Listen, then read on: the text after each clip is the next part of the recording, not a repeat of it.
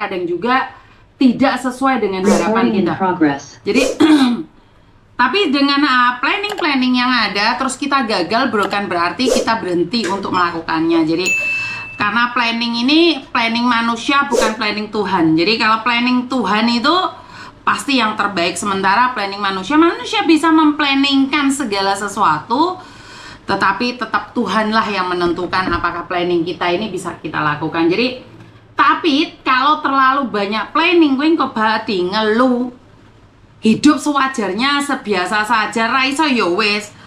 Karena kan kita bersama manusia lain, mungkin kita bisa merencanakan sesuatu, tetapi jika orang lain tidak sesuai dengan harapan kita, atau kita sendirinya harapannya terlalu tinggi, orang itu akan memahami kita, ya kamu akan kecewa jika too high expectation pada seseorang. Karena itu kadang-kadang saya merendahkan diri saya sendiri, karena saya sadar nih, tidak semua orang seperti yang kita harapkan. Kadang-kadang orang juga ya suka-suka mereka, suudon malahan jatuhnya.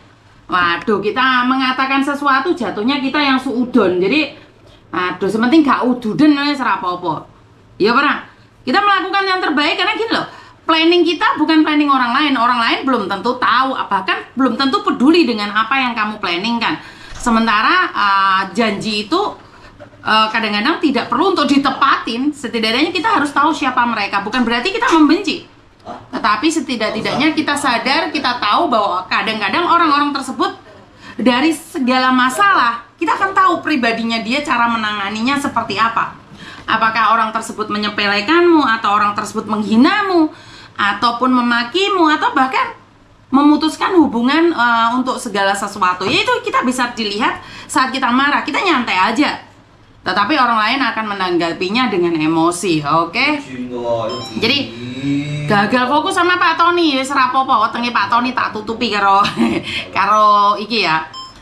Jadi terima kasih ya, selamat datang, dan mungkin yang baru nyampe di sini, assalamualaikum warahmatullahi wabarakatuh. Berkat Tuhan mengalir atas hidup kita semua. Semoga semua makhluk hidup bahagia, baik yang nampak maupun yang tidak nampak. Juli, kenapa sih selalu doanya baik yang nampak maupun yang tidak nampak? Tapi percayalah, kita itu memiliki dua sisi. Ya terserah itu sisi baik atau sisi jelek. Dan kenapa saya selalu berdoa bagi yang nampak maupun yang tidak nampak? Karena saya percaya dengan Kakang Kawah Adi Aryari. Jadi kita itu mempunyai pendamping yang tidak kelihatan. Gue pingin delok, ya topo bro, tau wele pingin roles, bahaya ya, bener nggak? Dan sampai saat ini, sampai detik ini masih banyak orang yang menanyakan tentang Kamboja. Udah berangkat toh? Saya tidak pernah melarang kalian untuk berangkat, silahkan. Saya katakan sekali lagi, silahkan berangkat. Saya tidak melarang Anda untuk berangkat. Saya hanya ingin bilang bahwa ini nggak bercanda loh ya. Ini bukan fitnah atau yang kalian katakan bahwa ini abal-abal loh ya. Penyiksaan-penyiksaan ini bukan guyonan loh. Bukan guyonan, dan orangnya sudah dipanggil Tuhan. Anak ini masih bisa tersenyum saat dia dianiaya. Dia sangat ikhlas sekali. Dia sangat rela sekali. Sepertinya dia memang sudah siap dengan segala konsekuensinya saat ada di Kamboja. Dia dikira sudah meninggal dunia karena dia sudah tidak bergerak lagi, dan Tuhan masih berikan dia kesempatan untuk bertemu dengan orang baik di Kamboja. Akhirnya dibawa ke rumah sakit. Saat dipindah dari rumah sakit, tiba-tiba keadaannya drop. Dan keluarganya, saat saya datang ke rumah keluarganya, keluarga yang sangat luar biasa, keluarga yang sangat-sangat luar biasa. Saya sebagai orang luar, saya tidak bisa menerima kenyataan dan keadaan, tetapi keluarga ini sungguh-sungguh luar biasa.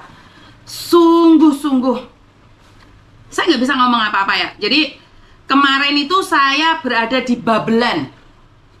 Jadi saya itu kemarin ada di Babelan, provinsi Provinsi Jawa Barat, Kabupaten Bekasi, sudah dekat dengan laut. Saya bertemu dengan ibu almarhum Ikhwan Sahab.